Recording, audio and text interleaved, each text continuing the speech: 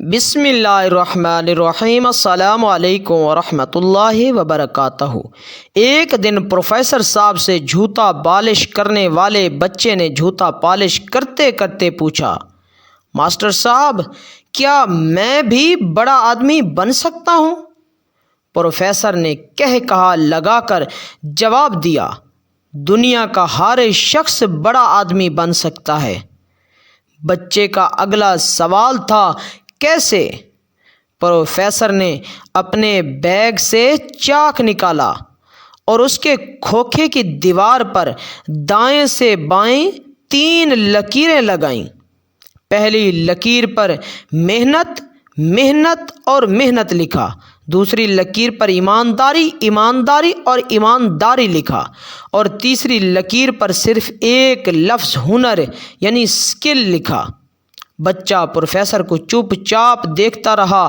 Professor یہ لکھنے کے بعد بچے کی طرف مڑا اور بولا، ترقی کے 3 زینے ہوتے ہیں۔ پہلا زینہ محنت ہے۔ آپ جو بھی ہیں، آپ اگر صبح، دوپہر اور شام 3 اوقات میں محنت کر سکتے ہیں تو آپ 30% کامیاب ہو جائیں گے۔ آپ کوئی سا بھی کام شروع کر دیں، آپ کی دکان، فیکٹری، دفتر یا کھوکھا صبح سب سے پہلے کھلنا چاہیے اور رات کو آخر میں بند ہونا چاہیے، آپ کامیاب ہو جائیں گے۔ پروفیسر نے کہا، ہمارے ارد گرد موجود 90% لوگ سست ہیں، یہ محنت نہیں کرتے۔ آپ جو ہی محنت کرتے ہیں، آپ 90% سست لوگوں کی فہرست سے نکل کر 10% محنتی لوگوں میں آ جاتے ہیں۔ آپ ترقی کے لیے اہل لوگوں میں شمار ہونے لگتے ہیں۔ اگلا مرحلہ ایمانداری ہوتا ہے۔ ایمانداری 4 عادتوں کا پیکج ہے: وعدے کی پابندی، جھوٹ سے نفرت، زبان پر قائم رہنا اور اپنی غلطی کا اعتراف کرنا۔ آپ محنت کے بعد ایمانداری کو اپنی زندگی کا حصہ بنا لو۔ وعدہ کرو تو پورا کرو، جھوٹ کسی قیمت پر نہ بولو۔ زبان سے اگر ایک بار بات نکل جائے تو آپ اس پر ہمیشہ قائم رہو اور ہمیشہ اپنی غلطی، کوتاہی اور خامی کا آگے بڑھ کر اعتراف کرو۔ تم ایماندار ہو جاؤ گے۔ کاروبار میں اس ایمانداری کی شرح 50% ہوتی ہے۔ آپ پہلا 30% محنت سے حاصل کرتے ہیں، آپ کو دوسرا 50% ایمانداری دیتی ہے، اور پیچھے رہ گئے 20%، تو یہ 20% ہنر ہوتا ہے۔ آپ کا پروفیشنل عزم، آپ کی اسکل اور آپ کا ہنر آپ کو باقی 20% بھی دے دے گا۔ آپ 100% کامیاب ہو جاؤ گے۔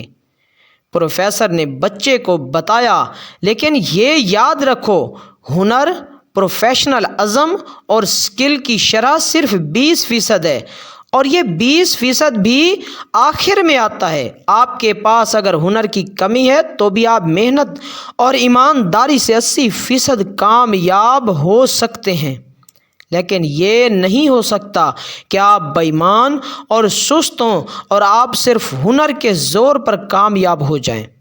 آپ کو محنت ہی سے سٹارٹ لینا ہوگا، ایمانداری کو اپنا اوڑھنا اور بچھونا بنانا ہوگا، آخر میں خود کو ہنر مند ثابت کرنا ہوگا۔ پروفیسر نے بچے کو بتایا، میں نے دنیا کے بے شمار ہنر مندوں اور فنکاروں کو بھوکے مرتے دیکھا۔ کیوں؟ کیونکہ وہ بے ایمان بھی تھے اور سست بھی، اور میں نے دنیا کے بے شمار بے ہنروں کو ذاتی جہاز اڑاتے دیکھا۔ تم ان 3 لکیروں پر چلنا شروع کر دو، تم آسمان کی بلندیوں کو چھونے لگو گے۔ حضرت عمر اپنے حجرہ خاص میں بیٹھے تھے، کچھ مہمان آئے ہوئے تھے۔ حضرت عمر کے اپنے بیٹے حضرت عبداللہ بن عمر رضی اللہ تعالی عنہ سے ملنے آئے۔ فرمایا، میں ملنے آیا ہوں۔ حضرت عمر نے کہا، وہاں باہر کھڑے ہو جاؤ، میں فارغ نہیں، اور کوئی بھی آئے تو اندر نہ بھیجنا۔ حضرت عبداللہ بن عمر کہتے ہیں کہ تھوڑی دیر گزری تو امام حسن آ گئے۔ حضرت عبداللہ بن عمر کو کھڑے دیکھا تو پوچھا، امیر المومنین کہاں ہیں؟ فرمانے لگے، وہ تو اندر ہیں، مہمانوں سے باتیں کر رہے ہیں۔ انہوں نے بولا تھا کہ کوئی آئے تو اندر نہیں بھیجنا۔ عبداللہ بن عمر نے کہا شہزادے آپ اندر جانا چاہیں تو میں نہیں روکتا، آپ جانا چاہیں تو آپ جا سکتے ہیں۔ انہوں نے کہا کیا ضرورت ہے، ابھی ظہر کی نماز ہوگی، مسجد جاؤں گا اور عمر سے ملاقات ہوگی تو مل لوں گا، اندر جانا ضروری تو نہیں۔ جناب سیدنا امام حسن واپس چلے گئے۔ جب بات چیت ختم ہو گئی، مجلس برخاست کی تو حضرت عمر فاروق باہر تشریف لائے۔ عبداللہ سے کہا کہ کیا کام ہے، کیوں آئے ہو؟ تو عبداللہ ڈرتے ہوئے کہنے لگے کہ حضور میری تو خیر ہے، امام حسن آئے تھے۔ تو کہاں پھر کیا ہوا، تو نے روکا تو نہیں؟ حضرت عبداللہ بن عمر کہنے لگے میں نے تو کہا تھا آپ جانا چاہیں تو اندر چلے جائیں، لیکن اس نے کہا کہ ظہر کے وقت مسجد میں مل لوں گا۔ کہتے ہیں حضرت عمر کے چہرے کا رنگ ہی بدل گیا، سارے کام چھوڑ کر دوڑ گئے۔ میں پیچھے پیچھے تھا، امام حسن کے دروازے پر دستک دی۔ امام حسن باہر آئے، کہنے لگے شہزادے ملنے آئے تھے، ملے کیوں نہیں، واپس کیوں آ گئے؟ حضرت امام حسن کہنے لگے امیر المومنین آپ کیوں تشریف لائے؟ مجھے چھوٹا سا کام تھا، مسجد میں ظہر کے وقت ملاقات ہو جاتی، اور ویسے بھی آپ کا اپنا بیٹا دروازے پہ کھڑا تھا۔ حضرت عمر نے جب یہ لفظ سنے تو چیخ ہی نکل گئی، رو پڑے، کہنے لگے میرے بیٹے اور آپ کا کیا مقابلہ؟ شہزادے کیا اس کے باپ کا نام علی ہے، اس کی ماں کا نام فاطمہ ہے، کیا اس کی نانی کا نام ختیجہ ہے، کیا اس کے نانا کا نام بھی محمد مصطفیٰ صلی اللہ علیہ وآلہ وسلم ہے؟ اور پھر جوش و جذبات میں اپنے سر سے پگڑی اتار دی اور کہنے لگے بیٹا میں مکہ کی صحراؤں میں اونٹ چرایا کرتا تھا اور مجھ سے 10 اونٹ نہیں سنبھالے جاتے تھے۔ میرے والد خطاب مجھے ڈنڈوں سے مارا کرتے تھے۔ یہ جو میرے سر پر عزت کے بال ہیں یہ تیرے نانا محمد مصطفیٰ صلی اللہ علیہ وآلہ وسلم کے اگائے ہوئے ہیں، آپ ایسا نہ کریں۔ شیطان کو شکست۔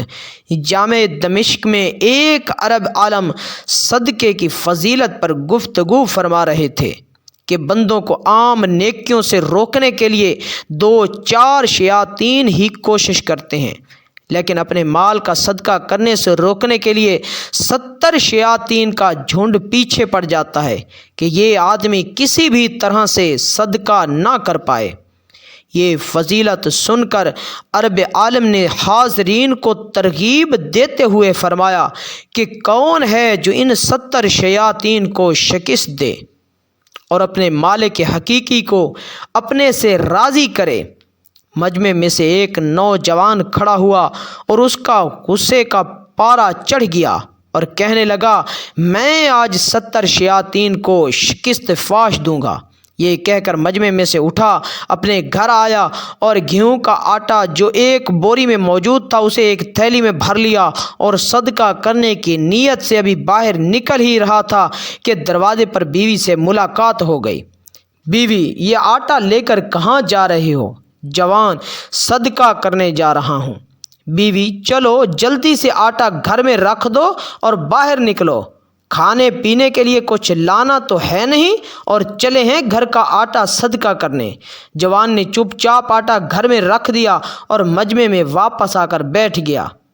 کسی نے پوچھا کہ کیا تم نے 70 شیاطین کو شکست دے دی؟ جوان نے کہا ترجمہ میں نے ان سب شیاطین کو شکست دے دی تھی، لیکن ان کی ماں کہیں سے آ دھمکی اور اس نے مجھے شکست دے دی۔ ناظرین و سامعین ویڈیو اچھی لگی تو لائک کر دیں۔ ایسی انٹرسٹنگ اسٹوری اور دلچسپ سبق آموز واقعات کے لیے ہمارے چینل کو سبسکرائب کر کے ساتھ والے لگے بیل کے آئیکن کو لازمی پریس کریں۔